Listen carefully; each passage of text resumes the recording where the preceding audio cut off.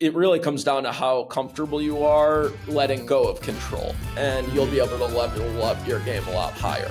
I got to give my partners a lot of credit. Like, they believed in me, they invested. It was worthwhile at this point. The only people that fail are the people that give up.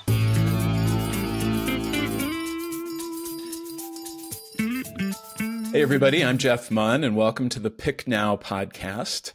I am really excited to be joined today by Norm Volsky. Norm, I will let you tell people a little bit about yourself, but I actually had the pleasure of being on Norm's podcast a while back. So this is Turnabout's Fair Play, right, Norm? And the thing that really excites me, you're a little bit outside my usual guest in that purely speaking, you are not an entrepreneur.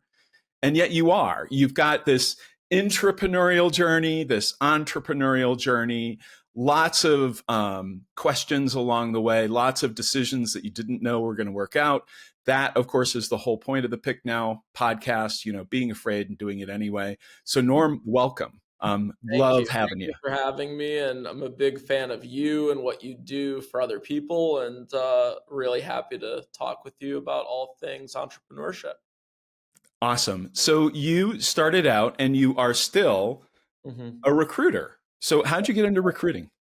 It's a really good question. So I was a sports nut growing up, and I always thought I wanted to go into sports as my career. My mom had some connections that got me an internship at the Boston Celtics when I was a sophomore in college.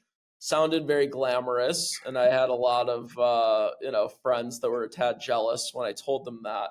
At the end of the summer, when they asked me how was it, didn't have many jealous people because they kind of locked me into a film room, and I watched about 10, 12 hours of film every day by myself, no human interaction. Wow. I thought you'd be like running and getting coffee for people at least. Not even that? Not even that. No. So anyways, I saw a lot of obscure basketball highlights over that time, but I realized like maybe that's better to be a passion, not a career for me. That's when I kind of panicked. Next summer, I didn't have an internship lined up. My sister was, I believe, in residency at the time. And she's like, hey, I've got a friend. Her boyfriend's a recruiter, and he has an office down the street from mom and dad. It would be a good spot for you to go, like, if you don't have anything. I'm like, all right, that sounds good. So I initially joined this firm with zero intention of doing anything but come in, work hard, get a good reference, and then do something regarding my finance. It was the thing you were going to do before you figured out what you were going to do. Exactly. Yeah. But they got me on the phones early. First 2 weeks, I sucked. Really, really unnatural and not a great early recruiter. But within a couple weeks, I got comfortable, kind of let my guard down. And by the end of the summer, I had made some really nice progress. They offered me a full-time job. And I had enough fun that summer where I really was considering it strongly going into senior year. And by mid-senior year, I committed to coming back. What was it about it that you liked? It is the battle of wits. It is extremely intellectually stimulating to, talk to someone, understand, what their goals are, what they're trying to accomplish in their career. And I'm a problem solver at heart. If I can find a problem that I can get passionate about, I will do everything in my power to solve those problems. And the nice thing about the recruiting business is there's plenty of problems. There's plenty of problems to solve, and no two problems are the same. So you just get a lot of variety in your day, and you get to, help a lot of people over a long period of time. And, if you're focused on the right things, you can do great work for a long time. And good news is when you do good stuff, the word spreads. So, it's a lot of small inputs that create, something larger. You're creating like a record, right? I mean, basically every potential satisfied client can be a reference for you that can get you the next client or the next 5 clients, right? That's right. Yeah. So walk me through the early years of your recruiting career. Yeah. First couple of years, I was just a sponge. I was in my boss's office anytime I was not on the phone, like talking in market. Because my dad said something to me when I was in like high school or college that really stuck with me. He's like, you can get really good in 5 years by learning from someone who's great, or you could Hmm. get really good in 10, 15 years trying to figure everything out on your own. You don't get any brownie points for doing it on your own. So Yeah. my mentors, learn from them, like regardless what profession you're in. He was a lawyer, but like he Uh-huh. obviously saw overlap, and they're both like services businesses. Um, that hey, like learn from people better than you, and you'll Hmm. be able to level up your game a lot higher. So like first advice to anyone who's like new in a certain business, learn from people who are great. Like if you surround Yeah. yourself with a great peer group, you're going to kind of rise to the mean. And in those first couple of years, my only goal was satisfying our clients Uh-huh. and my boss at the Uh-huh. time. That was Yeah. the goal. So first couple of years was really focused on just delivering for our clients, making Hmm. sure we offered great candidate experience, making sure we were just making great matches. Couple of years in, I realized like this could be more and it will be more. But with that, you need to create some strategy. Hmm. So I started in the hospital software arena. That's the group I Okay. got hired into Okay. when I was 22. And that was great. I loved it, but I did want to build something for myself at some Hmm. point. So I sat my, former boss down, now one of my partners, maybe 2 years, 2.5 years in. And I said, Mike, I really have enjoyed this. I love the firm. I love working here. I don't want to go anywhere. But I do think like I'd be probably not meeting my potential if I just like stay on this team forever. What can I do within healthcare that doesn't step on your toes? Uh-huh. And he said, well, I'd like you to focus on outside the four walls of a hospital. If the Uh-huh. technology is delivered outside the four walls, helping people, be healthier at home, that's probably an area that would truly be a value add, to the Uh-huh. firm. Uh-huh. So I'll be honest, it wasn't like the switch flipped and it was a smashing success from the beginning. The interesting thing about like new technology markets is adoption doesn't always happen all in one fell swoop. So there were a couple of years there for a while where it was feeling pretty stagnant. Like there wasn't a Uh-huh. ton of growth of Uh-huh. companies that delivered healthcare outside the four walls of a hospital purchased by the health systems. And there were a couple of years there where I felt like I was banging my head against the wall. Like I'd bring in clients, they wouldn't hire a ton. Maybe I'd get one or two deals a year done Yeah. with them. And they Yeah. were big fans. They loved working with us. We did great work, but they weren't growing enough where we could do 5, 10 positions a year. And that's Right. what you really need to be able to scale a new practice. So Yeah, for a sure. while, it was kind of rudderless. But then about 11 or so years ago, I meet a company out of Chicago that at the time only had 20 employees, give or take. And I thought they sold to hospitals. They didn't. They Hmm. actually sold to self-insured employers and health plans. And that was a new market for me. Like when I met Mm. them, I had done a couple of health plan searches. I had never touched an employer search. I didn't even know what that meant. But a couple things about that gave me the belief that I should invest time and resources into it. Number one, it was an area of growth for me. It was an Uh-huh. area no one in my firm had really scratched. And Uh-huh. if I was able to build it, like it would certainly be something I could, kind of grab a hold of. Second was the people. Like I Hmm. was blown away by the executive team and like who worked there. They had a couple of executives who came from my past, like hospital IT space. A couple of them had been executives at Allscripts, which was a very well known public company, Yeah. Oh, one of yeah, the sure. Uh-huh. electronic health record companies in the country. Yeah. The person I met with and first got exposed to at this company was the chief commercial officer, and he had had like a storied career at like GE. He did a Hmm. joint venture, I believe, with Intel and GE in the telemedicine space.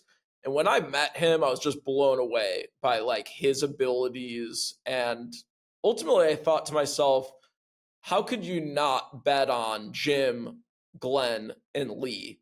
Uh-huh. Uh, Uh-huh. now we know Jim Pursley, Lee Yeah. Shapiro, Glenn Tolman, Yeah. Livongo. They Yeah. IPO'd, sold for 18.5 billion. That was my first client in this new market. So Wow.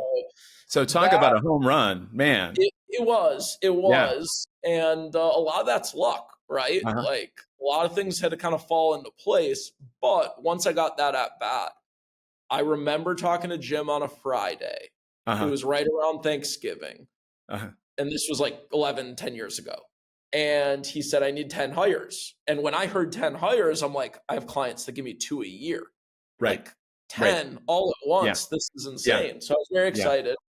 And I was honest. I was like, I haven't done this before. I'm Uh-huh. not going to pretend like I have. I'm going to need some coaching.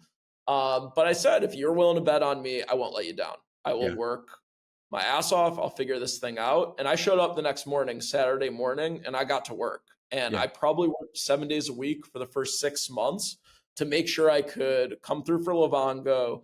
During that search, I was able to acquire a couple other, clients because, that's a way to scale business is call other companies, network with them, and Yeah. then see if they have some needs themselves. So within 6 months, like this thing started to really take off. I had kind of told my prior boss, Mike, like, hey, I'm going to run at this thing full steam ahead. You're going to need to replace me. I'm happy to help like transition things and Uh-huh. train like my So you're replacement. basically changing jobs within your firm. A little bit You've like built I'm a going promotion after for a whole yourself. market Yeah. and I'm going to be on the hook to sink or swim. I got to Yeah. bring my clients in. I got to feed myself. And eventually I hope to scale it where I can hire people. But for now, it was a team of So one. so I am fascinated by two aspects of this, Norm, and I want to ask you about both of them. First, when you're talking about, the three gentlemen at Livongo, you're relatively young at this point. You haven't done this before. How do you gain their trust so that they say, Norm, you're our guy, run with this? Well, again, I mentioned there's luck involved. I would say this in the current environment, based on like how competitive the recruiting space is within this sector that I've, developed Yeah. over the last 10 years, I'd have no chance. But Uh-huh. at that point, I wasn't involved. Uh-huh. The couple other competitors I know of like weren't overly involved Well, in and the the space. sector itself Now was kind of emerging it at that was point. an emerging Yeah. sector. Yeah. So yes, there was a handful of companies that had, been previous to Livongo, Virgin Pulse, Hmm. Castlelight, Hmm. Vitality, a couple others, but like it was a very early space.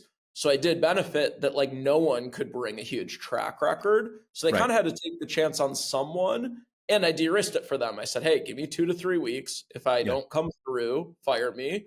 And you Yeah. don't pay me anything unless you hire someone. So Yeah. again, I made it really as easy as possible for them to say yes. Well, and their downside was like Part two of or it three, was they two or didn't have three a whole, weeks, right? yeah, Like that's right. we'll give Norm a month because we're generous people, and if he can't help us, we're out. And yeah, I mean that's a great move, making it really easy for them to hire you. Yeah. Yeah. Now, well, how do you sell it internally? Internally, I explained like what this space was, who it was serving, how many other companies were doing this. Uh huh. And my vision was, Uh huh. hey, like you see the healthcare costs increasing in Right. this country. You see at every presidential debate the cost of healthcare. And universal healthcare is always like one of the top topics within like presidential cycles. So, if the companies of which we will partner with over the next decade's goal is Uh huh. to make healthcare more accessible and cheaper, then I think this is a good use of our time and resources. So, it really didn't take a whole lot convincing internally to let me kind of branch off. And they knew the Hmm. fire was in my eye. I was doing it either way. So, Yeah. they're like, well, we'd rather have him do it Would re- here than yeah, leave then leave. somewhere Yeah. else, because I was convinced it was the right move, and I'm glad I had Well, conviction. that says a lot about your organization that they were willing, that they could see, not only see what you saw, but also see that they were better off with you internally than externally. And For sure. not a lot of organizations have the foresight to think about it that way. Yeah, Yeah. I give them a lot of credit. They've been super supportive, and I'll again say it took a couple of years for us to get humming because I was kind of barking up the wrong tree for a couple of years, but they never said stop going to these conferences, stop going to these Uh-huh. things. We're not Uh-huh. seeing the return on investment. I got to give my partners a lot of credit. Like they believed in me, they invested, and I think, knock on wood, they'd agree that it was worthwhile at this point. Yeah, certainly seems that way. I mean, I think that's really inspiring because, not everybody who's going to be watching this podcast is necessarily thinking, oh, I'm going to go found a company. But, we all have that kind of entrepreneurial, or in this case, entrepreneurial spirit where you see a new idea, you see something you just want to go for, and you've built a roadmap on how to do that. So thank you for sharing that, Norm. I really Yeah. appreciate that. I have a saying for anyone that like needs some inspiration, just why not me? Like Yeah. market, Instead of why believe me, in which is what we yourself, ask believe people. in my abilities. I know Yeah. no one's gonna outwork me. Like, Yeah. why not me be like the recruiter in employee benefits or any other sector if Right. you're in recruitment, or whether that's you're in finance or you're in law or you're in accounting or in any professional service, there's nothing really stopping you from like establishing a brand in a niche market if you just dive in head first and Right. outwork everyone else. Well, and the thing was that you were willing to keep it going, even though it was discouraging at first. And that's where a Yeah. lot of people stop. They give that, I'll give this 6 months, or I'll give it, whatever period of time. And then it's like, well, we gave it the old try. But I mean, there is something magical about the 2 year thing. I hear it all the time. It takes like 2 years before, I mean, I know it was true for my coaching business. It took me 2 full years before I got to the point where, not that I had done what I wanted to do, but to see like, oh, I think this is actually possible. And it wasn't until 2 years that I saw that. Yeah, and we can get like super granular. I don't want to like get too numbers obsessed here, but like I was always known as like one of, if not the hardest working people in our entire firm. And at the time, like maybe we had 40 or so people, now we're up to 100. Like we've grown Wow. quite a bit over the last like decade and a half. But there were years where my production was the same. Like it was around 400 to 500 in like income or revenue brought into the firm, Uh-huh. and that's good. Like that's very good, especially for a recruiter in their mid 20s. With that being said, I was out working everyone, and like I don't know if people in the firm really appreciated how much my skills improved in those three Mm. years, Yeah. despite the like correlation with like production didn't Yeah. necessarily like all go linear. Yeah. But like that first year when I met Livongo and I started to work with some other companies in that space, I broke that like threshold of like 4 to 5. And that next year I was well over 1 million in Uh-huh. production. So Uh-huh. sometimes again, it's not It linear. It's wasn't not like gradual. It was like from churn, churn, four to churn, five boom. to 6 to 7 to 8 to 9 to 1 million. It was Yeah. like 450, 475, 1.3. Yeah. Yeah. And I a lot love of that. people get discouraged in year two when they're like, I'm working so damn hard and I feel like I'm getting nowhere. Yeah. Again, the only people that fail are the people that give up. Right. Right. Absolutely. So if you were to identify a key, either insight or skill set or both, that you got during that time period that helped you like break through from 475 to 1.3, what would it Yeah. be? There's a couple things. First, it's just getting confident and Uh-huh. believing in your gut that Uh-huh. you're the best person capable of helping that client. That's Before like, the numbers actually show it, which is yeah, really interesting, right? Yeah. you got to believe like, hey, they'd be very lucky to be Yeah. working with me because I'm going to give it my all. And Yeah. I have skill set and I have experience, to Right. help me really do a great job. That's first Right. and foremost. And they're going to Second, sense that from you, right? That's why yes. you have to have it, because it's nonverbal. They sense it in you. Norm's our guy. Yes. Yeah. Yeah. I think ultimately, if you don't believe in yourself, why should anyone else? Right. Right. It's Yeah. so obvious, to me at And least. there's something to that ability to believe in yourselves before the outer results show up. Mhm. That's like magical. That's for sure. The Yeah. second thing is I had to get much more efficient and Mm. really get as much out of each call as possible. Mm. Because as I made that transition for that first 6 to 12 months, I was juggling my old responsibilities and this new budding practice. Because Uh-huh. at the time, like, I had bills. I had an apartment. I had a car. Like I wanted a certain lifestyle. And being the top recruiter on the hospital IT team gave me that. Like I Uh-huh. had everything I needed and wanted. And I didn't feel like, my peers were, any ahead of where I was at. So like it would have been very easy to be content, but I also knew like I could do more and there was Uh-huh. more opportunity out there if I kind of, created my own thing. But I couldn't just tell my boss the day I met Livongo, like, hey, I'm going all in on this. And like, Right. I Forget can't. it. Yeah. Find It someone was a else. six-figure income that like Yeah. I was depending on, at Yeah. that point. But again, like I said, like I didn't want to let Livongo down either. So I just worked harder. Like I worked Hmm. 7 days a week, probably 10 hours a day for at least 6 months. And a lot of people wouldn't be willing to do it. But I had to thread that needle. I Right. had to continue to perform for the hospital IT team because, Hmm. again, that was my safety net. And that's the right thing to do. Like Right. they believed in me, they taught me the business. Like I wasn't going to leave them in the And lurch. they were giving you this other chance too, right? For sure, and they were willing Yeah. to invest in it. So, that was a piece of it. But when I started to handle that amount of volume and Hmm. start to like develop the health plan and employer practice, all of a sudden I'm handling more search work than I ever had. And I had to get hyper efficient. And what does that mean? Focusing on candidate quality, only Uh-huh. talking to people that are high quality. Yeah. Two, making sure that if you're calling candidates and they're not interested, you got to be able to network with them and at least get referrals so that you have some warm calls in. And here's the kicker. And again, this can be applied to any business, but especially in recruiting, use your current searches as your marketing tool. So, Mm. like again, when I had Livongo, I thought to myself, okay, how do you build a practice? You have multiple clients. You Yeah. always have something to talk about in market. If I do awesome for Livongo, but they eventually say, hey, you've made all our hires, and we actually don't Yeah. need anything for Yeah. another 2 quarters, I can't be then starting from scratch again and Right. going back to Mike, like, hey, like I'm actually not as busy as I was. Like, can you start opening the pipeline back up?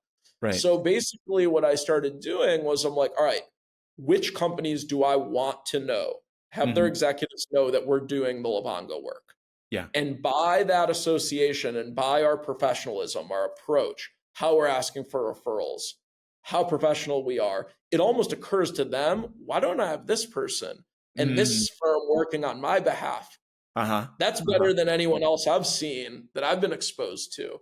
So again, part of my efficiency was as I'm playing the referral game, getting referred to the best people, I'm calling people that could be my future customers. And Yeah. that's how the thing scaled. And within a year, I'm like totally off hospital IT, is because I had an approach of efficiency and making the most high leverage calls. Because I Right. realized like I only have 60 to 70 hours in a week to Right. do this. And I don't want to burn out. Eventually, I'm going to have to go down to that like 50 to 60 to make this sustainable. But in this sprint, even in that amount of time, I got to Hmm. just make sure I'm never wasting time. Wow. And Wow. that really like took my skills to a completely different level when I was So, forced to become hyper efficient.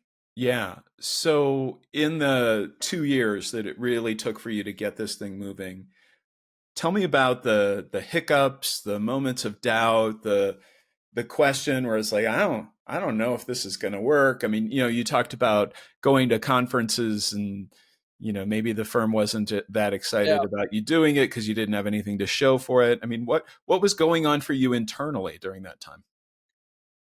I was, just extremely focused and Uh-huh. I wanted it very badly. So Uh-huh. I'm one not to make excuses and I'm really one not to get discouraged easily. So Hmm. luckily, that's just like part of my DNA.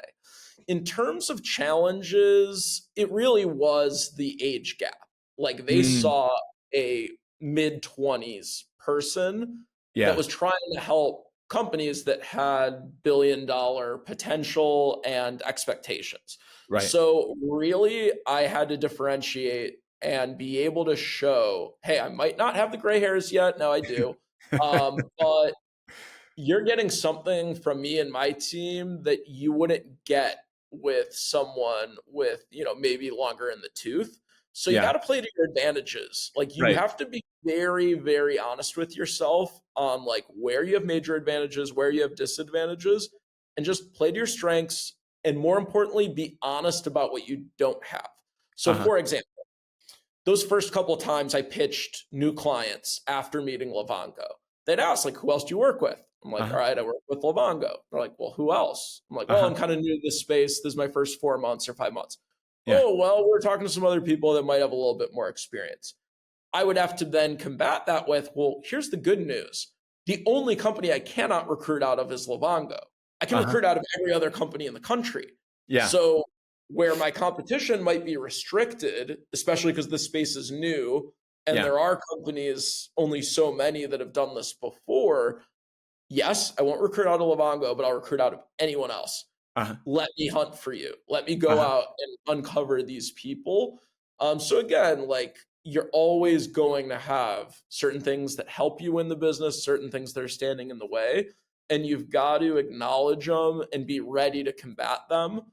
Because if you can't answer quickly on your feet, they're going to wonder, like, all right, how well does this person stand up to pressure when they've Right. got the dream candidate on the line that we need, and Right. like they're not easy to land. So again, a little bit of it is preparing a ton before so that nothing really catches you off guard.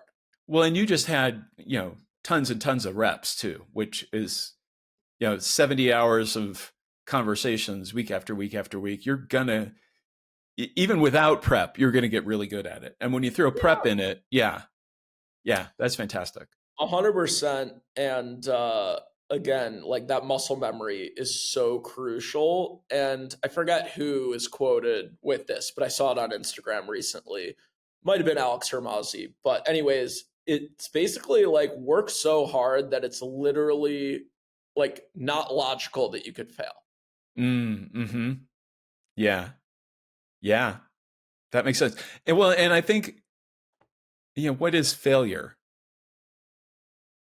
I mean, failure is just information. Failure is just data. Failure is just one person saying no for one reason. Like Mhm. if you get the sense of like failure out of your head and just think, oh, that's a no. I'm one step closer to a yes, right? And you just keep going. Yeah. I mean, those are the Failure's people who tough. succeed. That's Yeah. it. Yeah.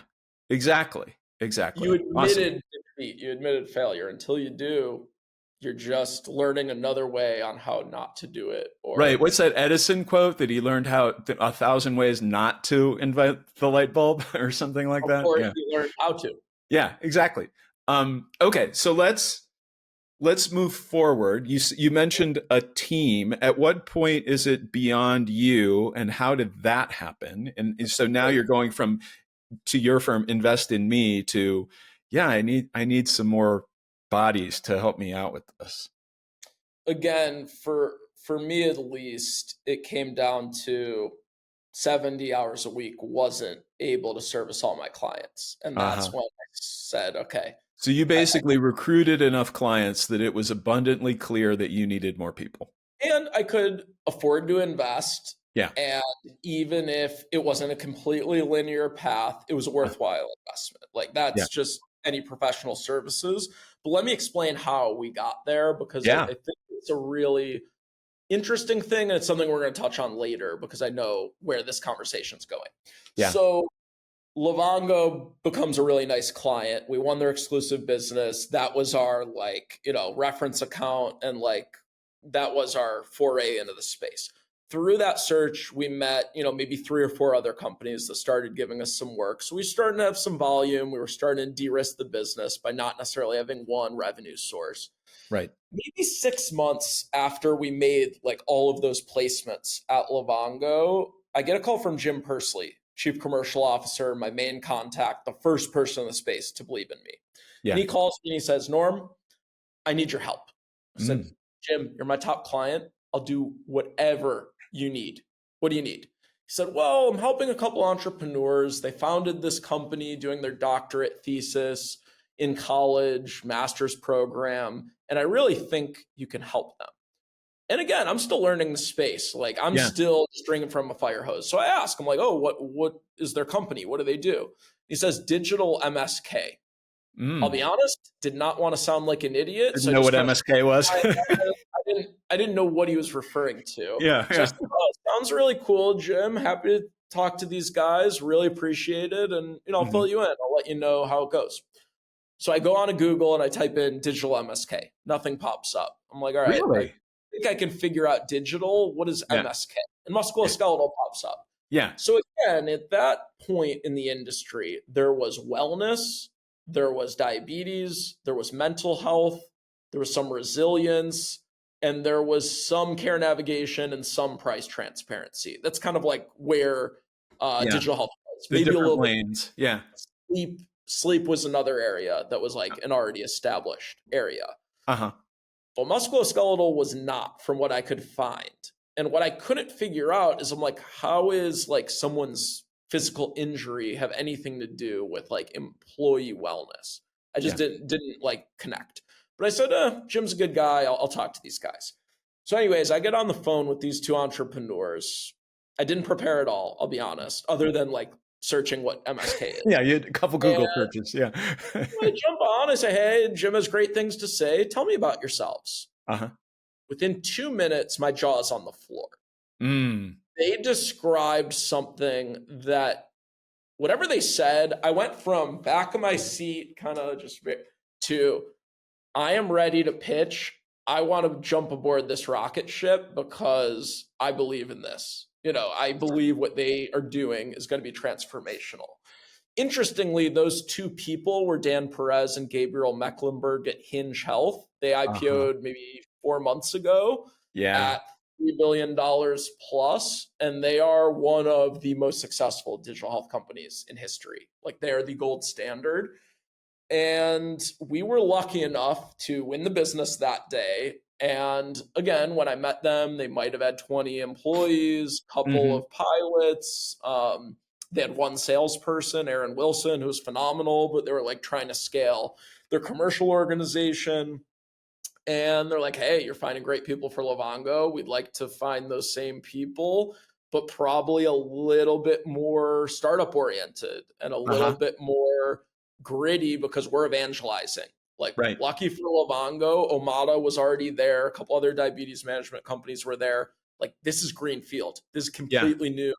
No Yeah. one has this, but here's why it's going to be huge. They walked me through their surgery avoidance statistics. They Uh-huh. walked me through the economic model, and I believed in it.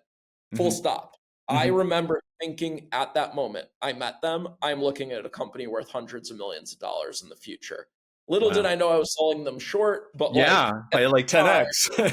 I was like, all right, these guys are going to be huge. So, Yeah. anyways, we over our first 3 or 4 years placed 3 dozen people at Hinge. Uh-huh. They spent over $3 million with us. So like we were Uh-huh. not cheap. They paid full freight. They didn't ask for discounts. Yeah. They just realized, hey, we do great work, and we're going to Yeah. keep working with these guys. Their CEO is incredibly analytical. Dan Perez, one of the smartest people I've ever met, and one of the most like introspective people I've ever met. Like he's just Uh-huh. very curious about everything. And he always wants to be able to quantify impact. He Uh-huh. ran an ROI analysis on every vendor who has ever done work for Hinge. He verbally shared with me, I don't know if he was just like gloating us, but he said, you guys won the top spot in our vendor ROI data. You have 100x ROI. We can Wow. tie hundreds of millions in ARR to our revenue. And if you look at their public revenue, like that's a huge percentage Yeah. of their Yeah. revenue. Yeah. Those 3 dozen people were a big part of it. They were key people. Yeah. I'd argue the top 5 to 7 Uh-huh. probably carry 80% of that. Uh-huh. And it just shows like, hey, if you invest in the right areas of a business and really get a strong commercial go-to-market presence and operations presence, Hmm. you can win a category that could take your company to multi-billions. So here's where this gets really fun, right?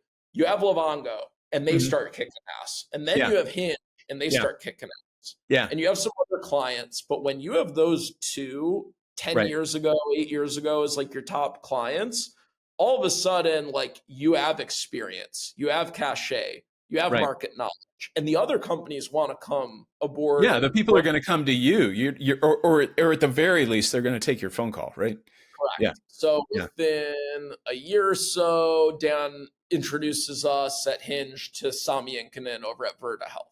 Uh-huh. We get to meet the Lyra team. We get to meet the Uh-huh. Progeny team. All of a Uh-huh. sudden, we have 5 of the most well-known unicorns in the space that people know we do exclusively all of their recruiting. And it gets a lot easier to build and scale a team. So back to your question, how did you know to hire?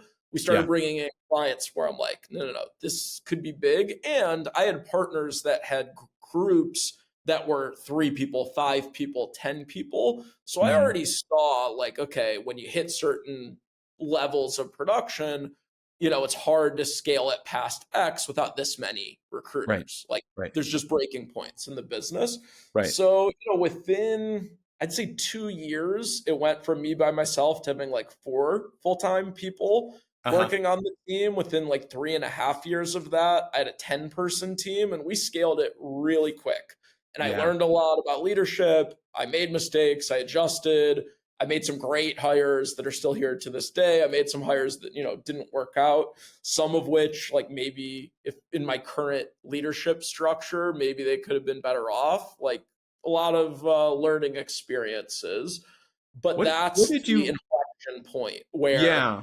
once Hinge and a couple others came and started becoming clients, it went from me by myself to like a 4 or 5 person team within like a year. And it was Right. like crazy. And here's the real impetus for a lot of growth.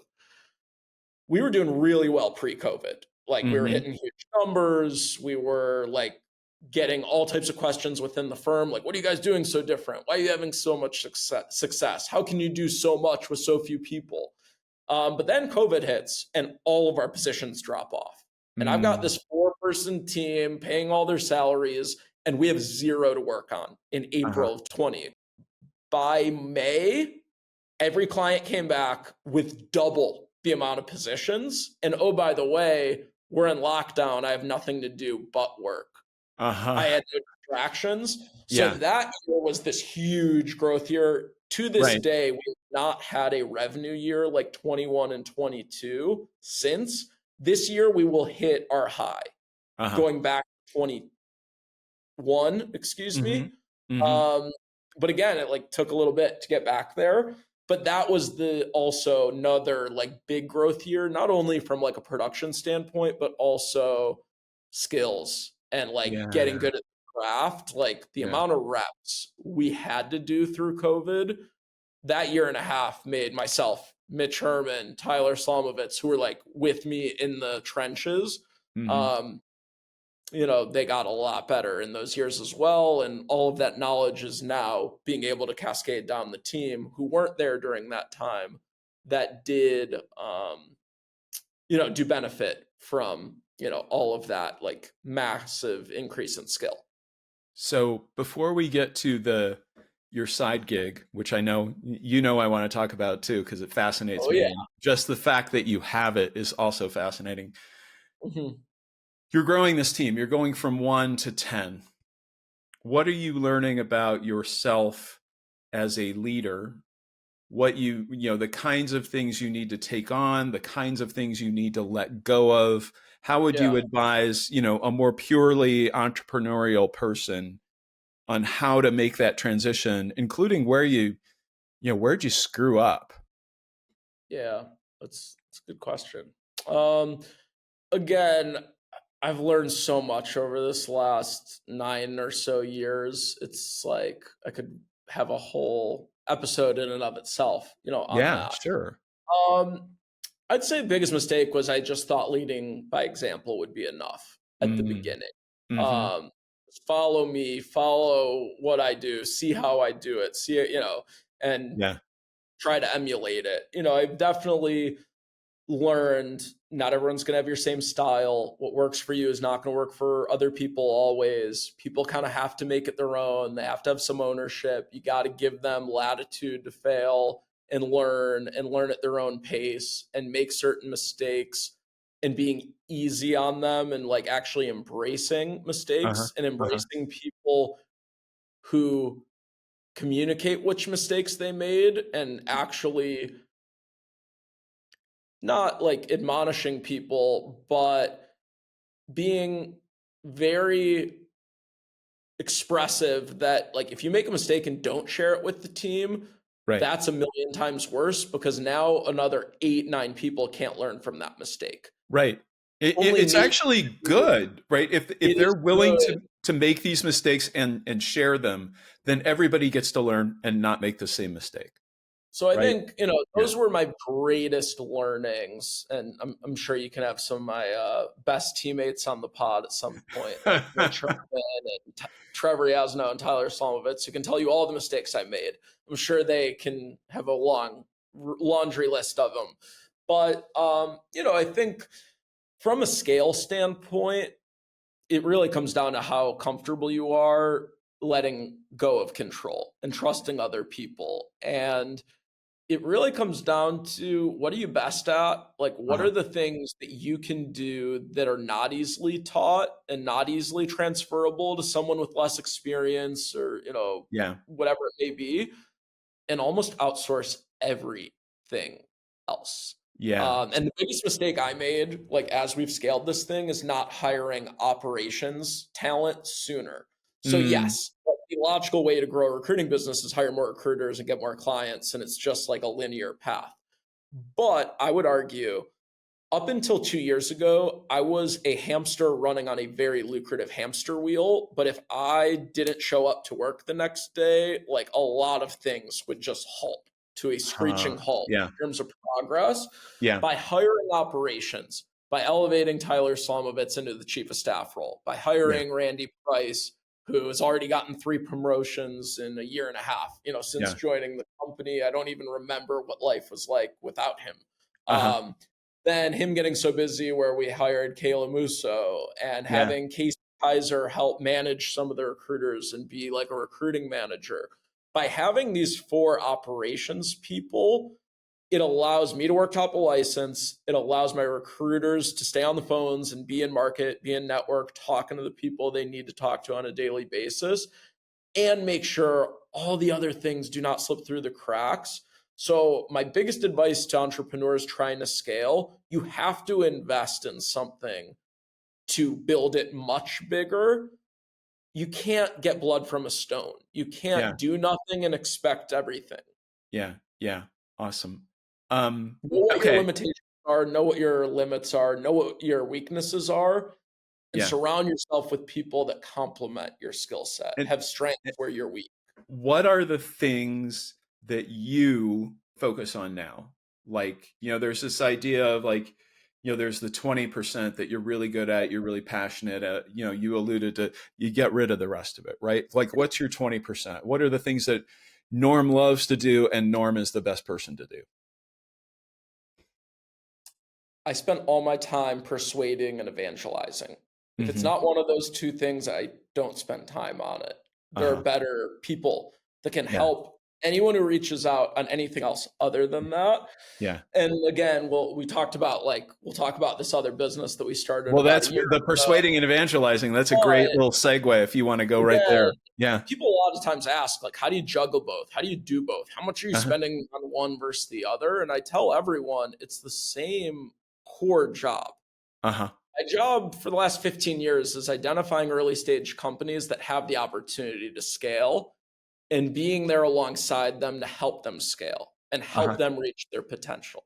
Uh-huh. That's true in recruiting, that's true in investing in early stage companies. So if I spend my entire day meeting entrepreneurs, trying new things in healthcare, and creating innovative solutions and models and platforms to Hmm. help improve clinical access, improve clinical quality, while at the same time reducing cost, if that's what I do all day long, it solves all of my other issues. I do everything and more I can for my team, my clients, my business partners on the investment side, the people who invest in our groups, the founders we support. If I'm doing that and that alone, Yeah. I'm bringing them the most value. So it's almost counterintuitive to be like, that's all you do. It's like, that's all I should do. Right. Right. Okay. So at some point along the way, you get the idea for MVP Growth Partners. Mhm. Tell me a little bit about that, and then what gave you the confidence to like take this on? Where there's a lot of people in the, I mean, there's a lot of people in recruiting. There's a lot of people in investing too. There is. And it comes down to the why not me? Like, I Yeah. just have always asked myself that question. And it truly is whatever's in between these ears. If you think you're going to succeed, you probably will. If you think you're going to fail, you're definitely right Yeah. because Yeah. you don't have the right mindset. So I'll say this. When you have Livongo and Hinge as your two first couple customers in a brand new market, like the recruiting business exploded. And if, again, I was just like closed minded and I was just content, like I would have been extremely happy. And I am happy. I'm so proud. Like if I don't Uh-huh. accomplish another thing in my career, like I still feel like what we've done is incredible and so Hmm. worthwhile. But when you have Livongo and Hinge as your early clients and you place 4 dozen people at those two combined companies, you go to these conferences, whether it's Conference Board or NBGH or Health Conference or Vive or whatever it may be, and you get these bear hugs from these people. And they say, Norm, if you and your team never called me, I'd be in a totally different place in my career. This has been the Hmm. most fun I've ever had. I'm making more money than I ever had. And did you know my equity is worth millions? Can you believe that? It's the best feeling you can have as a recruiter. It like Yeah. brought a smile to my face, warmed my heart. Didn't have a jealous bone in my body about Yeah. that. Yeah. But I did start to ask myself why I didn't ask to invest in Livongo and invest in. Mm. I believed from the Yeah. beginning. Like Yeah. I had that juice and I had that belief. And the answer was I just didn't know. That was Uh-huh. something I could ask or should Yeah. ask. Yeah. So I looked myself in the mirror maybe 3 or 4 years ago. And I said, Norm, if you ever get the opportunity, promise yourself you'll at least ask. The worst anyone can say is no. So the first thing I did was started reaching out to investment firms that I respected, that I already worked with from a Hmm. recruiting capacity. And I asked them, like, do you ever let like people like me invest in your fund? And a couple of them said yes. And, I figured, hey, I'll put some significant dollars in. I believe in these firms. I believe in their strategy. And oh, by the way, if they send me some business as a result, like it definitely de-risks the investment for me. So that Right. was, just logical and, I Right. think good thing to put maybe 10% of like my net worth into within that asset class. And then I met a founder 2 years ago, almost to the day. This Hmm. was late October of 23, who pitched me a company concept. And I got goosebumps, Jeff. I'm not going to Yeah. lie to you. Yeah. It reminded me so much of the conversation I had with Dan and Gabriel at Hinge Oh, that wow. So you're getting scared the same kind of, me. I'm like, I am yeah. looking at the future. Yeah. Like, I believe in the founder, I believe in the concept, I know the model works. Hmm. So I told him, Elon, what you just shared with me was the best pitch I've heard in 8.5 years. Uh-huh. Do you have any guess who that company was? He's like, Uh-huh. no, I just met you. I said, the co-founders of Hinge Health. And he like got a little, Yeah. blushed. I said, I'm not messing with you. Like, I'm not like trying to gas you up here. That's sincere. Hmm. And I want to invest. And he goes, Hmm. Norm, like, I just met you. What are you Yeah. talking about? You want to Yeah. invest? You're a recruiter. Like, explain this to me. I said, well, I invest in funds and I can easily tell my funds that I invest in, like, hey, here's a company I think really highly of. But I want to be really helpful to you. And I know I can be. For me to be able to do that for a long period of time, like it would be a lot easier if I could write a check and have some vested interest in the business. It's like, Norm, I'm flattered. I definitely want to discuss it, but like I need to understand how you bring value. And I Hmm. explained, I'm like, I have this network. I've been recruiting in the space that you're describing, you're going to go tackle for almost a decade now. And everything I know about the industry, it Uh-huh. seems as though like you're onto something. And Yeah. two, the people I know can be really helpful to you. Yeah. So I can be Yeah. helpful, but it's like my general broader network that really brings the power. It's like, well, I get that. Can I see what you mean by that? Can we like Uh-huh. do a quick trial run? I'm like, 100%. Just know that like if these people recommend it, it will make me even more interested in investing, and I might write a bigger check. And I might talk to these people and not want to invest at all Yeah. after. Yeah. Okay, totally cool. So again, what he described was a COE, Center of Excellence model, that allowed employers and radiology centers to contract directly, doing a health plan carve-out network model. So the reason I was bullish was I had seen the fertility benefits, like sector of healthcare, do really well. So Progeny, they IPO'd for $5 billion. Carrot's been worth over $1 billion. Kindbody was worth over $1 billion. Win Fertility, I think, is around there. They're a private company, but like they're worth hundreds of millions at the very, very least. Maven, another company that's, I think, worth over $1 billion. So we had 5 examples of companies worth several billion or over $1 billion, and they did the same thing, but for fertility. Then there was the same concept, same direct contracting model, but done for surgery and cancer. Carum Health, Lantern, Transcarent, formerly Bridge. So I explained to Elon, I'm like, hey, part of the reason I'm excited is because I've seen other companies with the same model work really well, but the unit economics you just described to me is even better, more logical, and less disruption of clinical workflows. Because again, if you go and get a fertility treatment out of network, you might have to like go out of city, out of state, get on an airplane.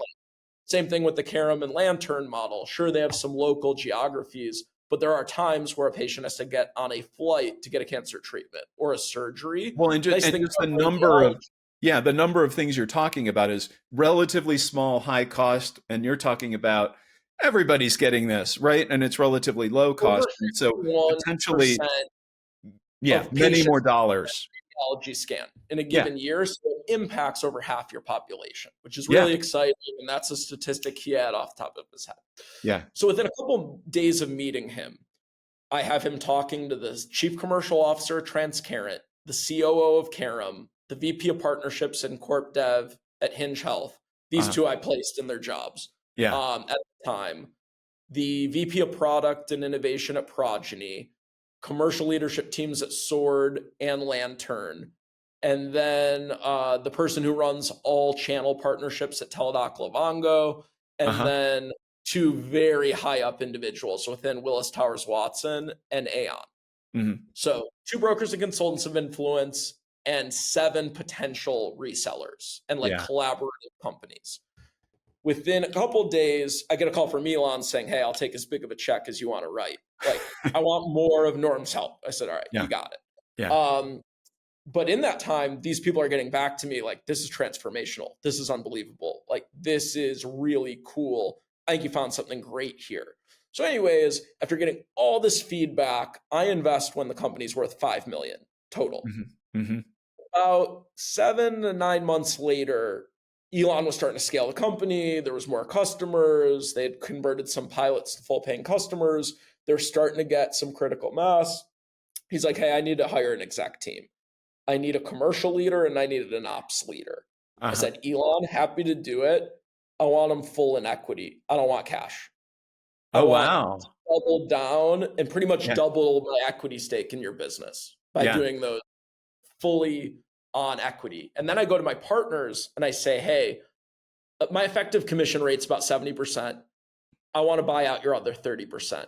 I'll pay you cash, no issue there. But like, I want 100% of this equity, like for me, if that's okay, I really appreciate it. They're like, okay, like fine by me. So we did that, placed 2 amazing people who are truly transforming the business. And at that point, like I had introduced them to a lot of commercial reseller potentials, some potential customers, and just every single day was like trying to add value, trying to win, the good graces of the exec team. And when they were going to raise a seed extension at the end of 24, I had been in Elon's ear, hey, let me raise an SPV. And the reason that came to me, and ultimately we built MVP, was because I didn't love the fact that I'm the only one that could invest out of that first group who vetted it. I wanted them to be able to invest alongside me. When I asked, hey, can they invest? He's like, no, because like I don't want my cap table to have a million different names and Right. Right. it gets completely haywire. So I put the bug in his ear, hey, let me start an SPV for you. So what really put the nail in the coffin to start MVP was I wanted to make sure there was a need for it and Hmm. that we were going to be able to offer something that wasn't existing in the market. So my first 100 calls of prospective MVP members were mostly vendor luminaries, people who Uh-huh. had been a part of the exec teams at Livongo and Hinge and Spring and Lyra and Yeah. Verta and Progeny and Sword and Teladoc and all these companies that had made an exit. Their executives, made millions, if not tens of millions, on their exit. And they had some capital and they had some Hmm. market knowledge. So Hmm. I asked these people three questions. First, how helpful were your early investors in introducing you to prospective customers? Yeah. The answer to that was near zero. Really? Some of our early investors were very helpful with a lot of things, but it was sink or swim with Uh-huh. commercial go to market. Huh. That's really interesting. Second thing I asked was, you're one of the most successful executives in the history of the digital health space. How often are you asked to sit on boards or advise these companies? Hmm. That might have been less than 10%. And that shocked me. Another surprise. Yeah. And here's the biggie. I asked them, how often do you get to invest in early stage companies in our space that you Uh-huh. know better than anyone? They Yeah. said almost never. Yeah. So I asked, if I create something that I won't bring it to you unless I'm willing to already put in my own money, Uh-huh. and all that your responsibility is for being a part of this group is just taking a look at what we're looking at, Hmm. volunteering if you want to look at it and vet it, and you can opt in or opt out. No Hmm. strings attached. You could look at 10 deals in a row and invest in zero and still be part of this group. Will you do it? Hmm. They're like, yeah. So at that point, I realized like there's a need. There are no pre seed or seed or angel investors that help a founder build their commercial go to market strategy. And more importantly, then bring that solution to prospective buyers and resellers and Hmm. really help create a commercial go to market motion.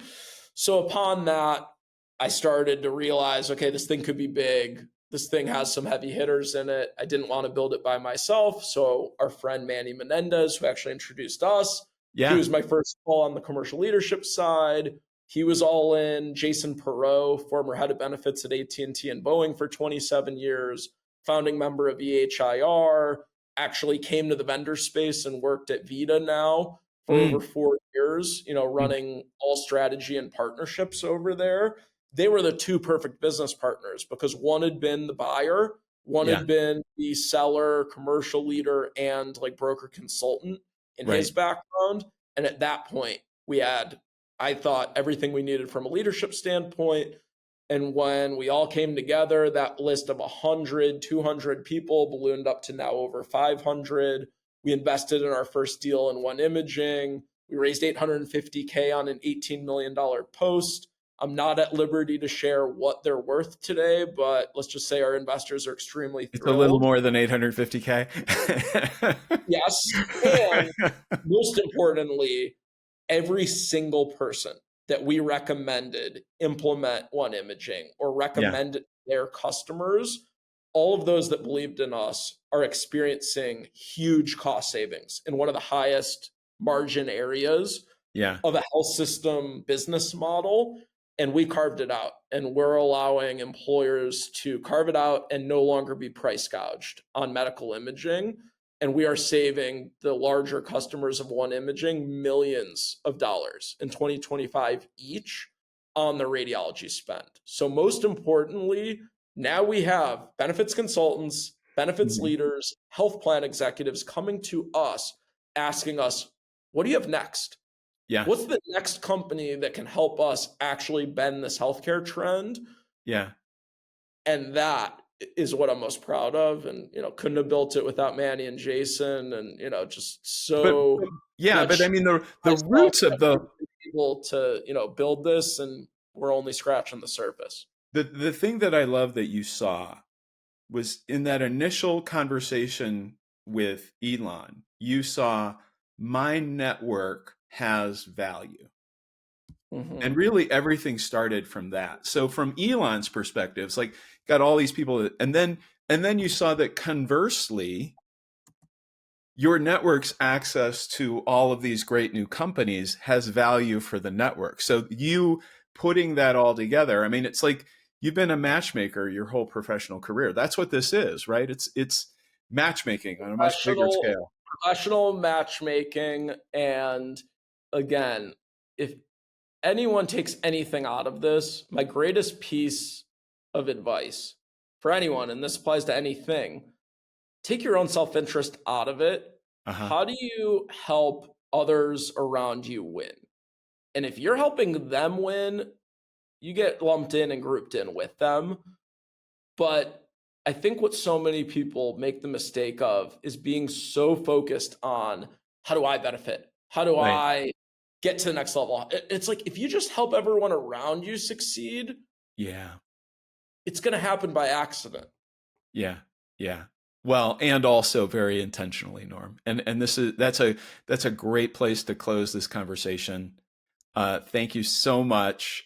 We'll look for a part two at some point when MVP continues to grow and flourish, as I know it will. And We will, and yeah, when we can be a little bit more specific in exactly where exactly. that first investment went and where the others have gone and are going, Yeah. the story gets a lot more compelling and probably more people will pay attention. But for now, really appreciate it, Jeff. Thank you so much for your help and your guidance and your coaching over the years. You're someone I deeply respect, and I think anyone who gets associated with you and spends several hours of time with you, they raise a notch Oh, thank you, just Norm. through osmosis. I really appreciate that. And I have loved watching your journey and you're continuing to raise yourself and raise your own bar and the bar of people around you. Very much appreciate it. Um, Thank you, Jeff. Really appreciate it. Great to talk to you. Yeah, take Take care. care.